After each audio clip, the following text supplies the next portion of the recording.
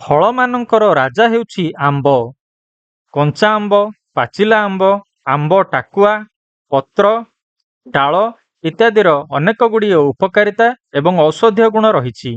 ଶାରୀରିକ ଓ ମାନସିକ ସ୍ୱାସ୍ଥ୍ୟ ପାଇଁ, ଘରର ବାସ୍ତୁ, ପୂଜା ପାର୍ବଣ ଭଳି ମାଙ୍ଗଳିକ କାର୍ଯ୍ୟରେ ଏହାର ବ୍ୟବହାର କରାଯାଏ। ଆମ୍ବ ବିଷୟରେ ଏ ସବୁ ଜିନିଷ ଆଜି ଜାଣିବା ସୁସ୍ଥ ଜୀବନ ଓଡ଼ିଶା ଚ୍ୟାନେଲରେ। ଚ୍ୟାନେଲଟିକୁ ସବସ୍କ୍ରାଇବ କରିବା ପାଇଁ ଆପଣମାନଙ୍କୁ ଅନୁରୋଧ। ଆସନ୍ତୁ ଜାଣିବା ପାଚିଲା ଆମ୍ବର ଗୁଣଧର୍ମ। ଆୟୁର୍ବେଦରେ ଏହାକୁ ଫଳଶ୍ରେଷ୍ଠ କୁହାଯାଏ। ପାଚିଲା ଆମ୍ବ ମଧୁର ଓ ହାଲକା କଷା ସ୍ୱାଦଯୁକ୍ତ। ଏହା ବଳବୀର୍ଯ୍ୟ ବର୍ଦ୍ଧକ, ସ୍ନିଗ୍ଧ ବା ଚିକ୍କଣ ଏବଂ ଗୁରୁପାକ ଅଟେ। ବାତ ଏବଂ ପିତ୍ତ ଦୋଷକୁ ଏହା ଶାନ୍ତ କରିଥାଏ, କିନ୍ତୁ କଫ ଦୋଷକୁ ବୃଦ୍ଧି କରିଥାଏ। ଏଥିରେ ମ୍ୟାଞ୍ଜିଫେରିନ୍ ଓ ଗ୍ଲୁକୋସାଇଲ୍ ଜାନ୍ଥୋନ୍ ନାମକ ଆଣ୍ଟିଅକ୍ସିଡାଣ୍ଟ ଥାଏ। ପ୍ରତି 100 ଗ୍ରାମ ଆମ୍ବରେ 60 ରୁ 72 କ୍ୟାଲୋରି ଏନର୍ଜି ଥାଏ। ଶ୍ୱେତସାର 15 ଗ୍ରାମ, ଫାଇବର 1.5 ଗ୍ରାମ, ପ୍ରୋଟିନ୍ 0.8 ଗ୍ରାମ ଥାଏ। ଭାରତରେ ପ୍ରାୟ 400 କିସମର ଆମ୍ବ ମିଳିଥାଏ। ଆଲଫୋନ୍ସୋ, କେଶର ଆମ୍ବ, ଦଶେରୀ, ଚୌସା, ତୋଟାପୁରୀ, ବାଇଗଣପଲ୍ଲୀ, ନୀଲମ, ହିମସାଗର ଏପରି ଅନେକ କିସମ ପ୍ରମୁଖ ଅଟେ। ଏବେ ଦେଖିବା ଆମ୍ବ ଆମ ଶରୀରରେ କ'ଣ କରେ, ଅର୍ଥାତ୍ ପାଚିଲା ଆମ୍ବର ଉପକାରିତା।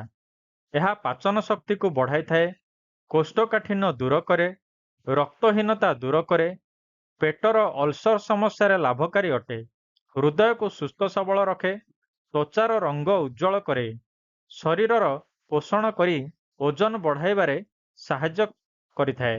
ଏଥିରେ ଭିଟାମିନ୍ ସି ଥିବାରୁ ଆଇରନକୁ ଆମ ଶରୀରରେ ଆବଜର୍ବ କରିବାରେ ଏହା ସାହାଯ୍ୟ କରେ। ଭିଟାମିନ୍ ଏ ଥିବାରୁ ଆଖି ପାଇଁ ଭଲ ଏବଂ ଭିଟାମିନ୍ B6 ଥିବାରୁ ଏହା ସେରୋଟୋନିନକୁ ବଢ଼ାଇ ଭଲ ନିଦ କରାଇବାରେ ସାହାଯ୍ୟ କରାଏ।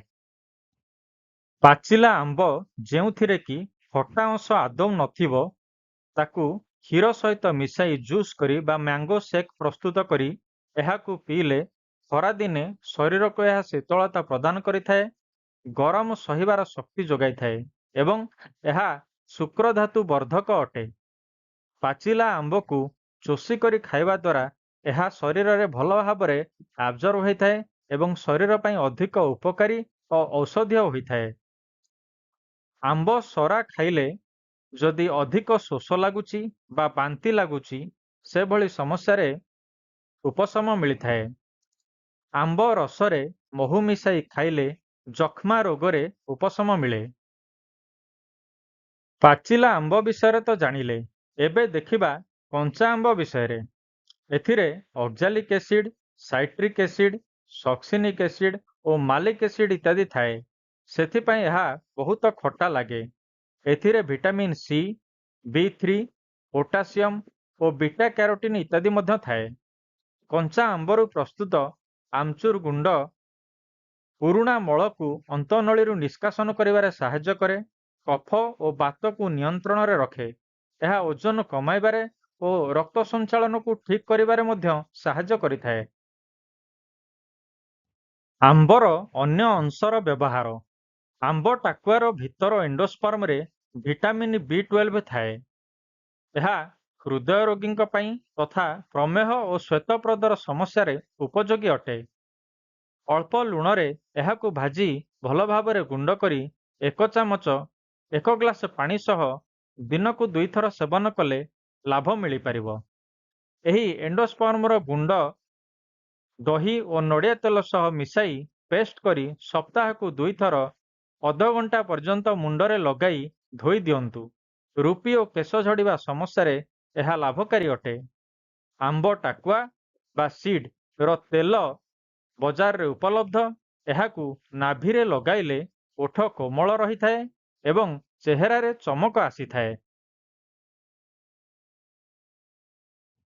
କେବଳ ସେତିକି ନୁହେଁ, ଆମ୍ବ ପତ୍ରର ମଧ୍ୟ ଅନେକ ଗୁଡ଼ିଏ ଔଷଧୀୟ ଗୁଣ ରହିଛି।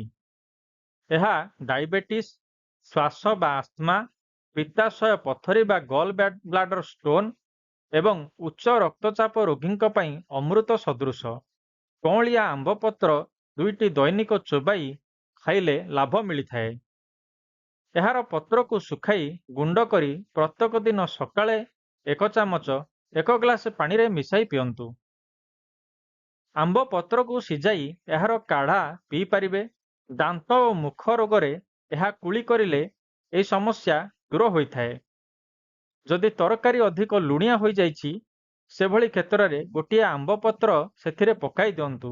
ଲୁଣ ଅଂଶ କମି ଯାଇଥାଏ। ଏହିସବୁ ଔଷଧୀୟ ଗୁଣ ଛଡ଼ା ଆମ୍ବ ଗଛର ମଧ୍ୟ ଅନେକ ଗୁଡ଼ିଏ ମାହାତ୍ମ୍ୟ ରହିଛି। ଆମ୍ବ ପତ୍ର ଓ ଡାଳ ଶୁଭ ଏବଂ ଶ୍ରୀଯୁକ୍ତ। ଏଥିରେ ମା ଲକ୍ଷ୍ମୀଙ୍କର ବାସ। ତେଣୁ ଘର ଓ ଦୋକାନ ଗୃହର ଦ୍ୱାରରେ ତଥା କଳସ ବସାଇବା ସମୟରେ ମଧ୍ୟ ଏହାର ବ୍ୟବହାର ହୋଇଥାଏ। ଏହା ନକାରାତ୍ମକ ଶକ୍ତି ଓ ବାସ୍ତୁ ଦୋଷ ଦୂର କରିଥାଏ। ଗଛରୁ ଅଲଗା କଲା ପରେ ବି ଆମ୍ବ ପତ୍ରର ଅଙ୍ଗାରକାମ୍ଳ ଶୋଷଣ ଓ ଅମ୍ଳଜାନ ପ୍ରଦାନ କରିବାର ଶକ୍ତି ରହିଥାଏ। ଆମ୍ବ ଖାଇବାର ଅନେକ ଗୁଡ଼ିଏ ଲାଭ ବିଷୟରେ ତ ଜାଣିଲେ, ଏବେ ଆସନ୍ତୁ ଜାଣିବା କେତେଗୁଡ଼ିଏ ସାବଧାନତା। ଆମ୍ବ ସହିତ କେତେଗୁଡ଼ିଏ ଜିନିଷ ମିଶାଇ ଖାଇବା ଉଚିତ ନୁହେଁ।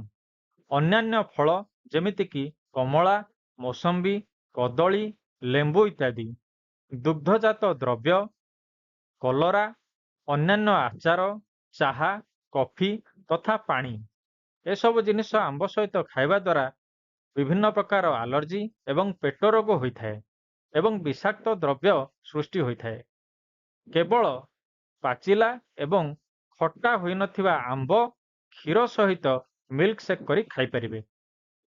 ଡାଇବେଟିସ୍ ରୋଗୀ ଯେଉଁମାନଙ୍କର ଖାଦ୍ୟ ପରର ବ୍ଲଡ୍ ସୁଗାର 200ରୁ କମ୍ ରହୁଛି, ସେମାନେ ଅଳ୍ପ ପରିମାଣରେ ପାଚିଲା ଆମ୍ବ ବା କଞ୍ଚା ଆମ୍ବ ଖାଇପାରିବେ। କଞ୍ଚା ଆମ୍ବ ଯଦିଓ ମିଠା ହୋଇନଥାଏ, କିନ୍ତୁ ଏହା ଅଧିକ ପରିମାଣରେ ଖାଇଲେ ବିଭିନ୍ନ ପ୍ରକାରର ପେଟ ସମସ୍ୟା ବା ଗ୍ୟାସ୍, ଏସିଡିଟି ଇତ୍ୟାଦି ହୋଇଯାଇଥାଏ, ଯାହାକି ଡାଇବେଟିସ୍ ରୋଗୀଙ୍କ ପାଇଁ କ୍ଷତିକାରୀ ଅଟେ। ଯଦି ଅଧିକ ମାତ୍ରାରେ ପାଚିଲା ଆମ୍ବ ଖାଇଦେଇଛନ୍ତି ଲୋଭବଶତଃ, ତାହେଲେ ଜଠରାଗ୍ନି ଦୁର୍ବଳ ହୋଇଯାଇଥାଏ। ଅଳ୍ପ ଟିକେ ଶୁଣ୍ଠି ଖାଇଦେଲେ ଆରାମ ମିଳିଥାଏ। କଞ୍ଚା ଆମ୍ବର ଅତ୍ୟଧିକ ମାତ୍ରାର ସେବନ ବାତ, ପିତ୍ତ ଓ କଫ ତଥା ରକ୍ତଧାତୁକୁ ବିଗାଡ଼ି ଦେଇଥାଏ ଏବଂ କୋଷ୍ଠକାଠିନ୍ୟ ଓ ଆଖି ରୋଗ ଭଳି ସମସ୍ୟା ସୃଷ୍ଟି କରିଥାଏ। ଫ୍ୟାଟି ଲିଭର ଓ ଏସିଡିଟି ଏଭଳି ସମସ୍ୟା ଥିଲେ ଆମ୍ବକୁ ଯଥାସମ୍ଭବ କମ୍ ପରିମାଣରେ ଖାଆନ୍ତୁ। ଆଶା କରୁଛି ଆମ୍ବ ଉପରେ ଯେତିକିଟି ଇନଫର୍ମେସନ୍ ମୁଁ ଏହି ଭିଡ଼ିଓରେ ଦେଇଛି, ନିଶ୍ଚିନ୍ତ ଭାବରେ ଆପଣମାନଙ୍କୁ ଭଲ ଲାଗିଥିବ। ଭିଡ଼ିଓଟିକୁ ଲାଇକ୍ଟିଏ ନିଶ୍ଚିନ୍ତ କରନ୍ତୁ ଏବଂ ଚ୍ୟାନେଲଟିକୁ ସବସ୍କ୍ରାଇବ୍ କରିବା ପାଇଁ ଅନୁରୋଧ। ଅନ୍ୟ କେଉଁ ବିଷୟରେ ଭିଡ଼ିଓ ଆପଣମାନେ ଚାହୁଁଛନ୍ତି, କମେଣ୍ଟରେ ଲେଖି ନିଶ୍ଚିନ୍ତ ଭାବରେ ଜଣାନ୍ତୁ। ଧନ୍ୟବାଦ।